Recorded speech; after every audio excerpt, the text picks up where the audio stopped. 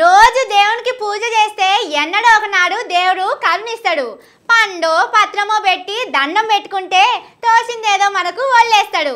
ఇదంతా దేవుని విషయంలో నియతగా ఉంటేనే జరుగుతుంది.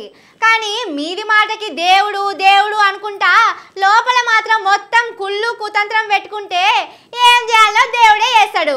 అందుకే అంటారు కదా, మీద దేవుడు ఉన్నాడు, అన్నీ చూస్తున్నాడు, ఆయన ఏం చేయాలనో అదే చేస్తాడని. ఇంతకీ ఇప్పుడు దేవుడు ముచ్చట ఎందుకు చెప్తున్నారని అనుకుంటున్నారా? ఇగో ఈ వార్త చూస్తే మీకే సమజైతది. హిందూ మతాన్ని కాపాడనికనే పుట్టినాం, మేం తప్ప మిమ్మల్ని ఎవ్వరు కాపాడలేరు.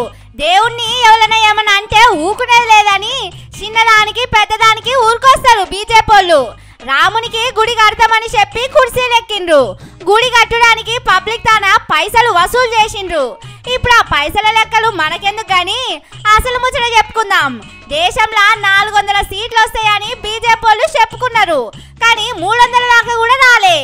ఏ రాముడి గుడి చూపించి ఓట్లు అడిగిండ్రో ఆ రాముడి గుడి ఉన్న ఉత్తరప్రదేశ్ అనే పబ్లిక్ పెద్ద దెబ్బేసిండ్రు. షెయి పార్టీకి వాళ్ళ కూటమికే ఎక్కువ సీట్లు ఇచ్చిండ్రు. ఏకంగా అయోధ్యలోనే పువ్వు పార్టీని ఓడగొట్టిండ్రు.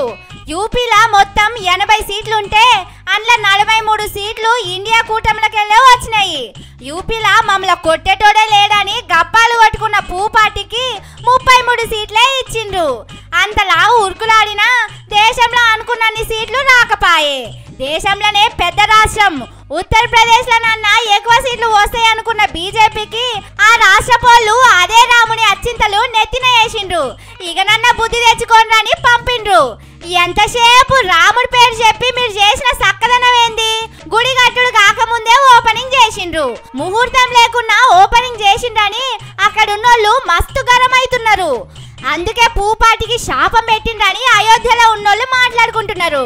ఇకనన్నా దేవుని పేరు బద్నాం చేయకుండా మంచిగుంటేనే లెక్క, లేకపోతే మళ్ళా రాముల వారి కోపం చేస్తే పూపాటోళ్ళు మాడి మసైపోతారని అంటున్నారు.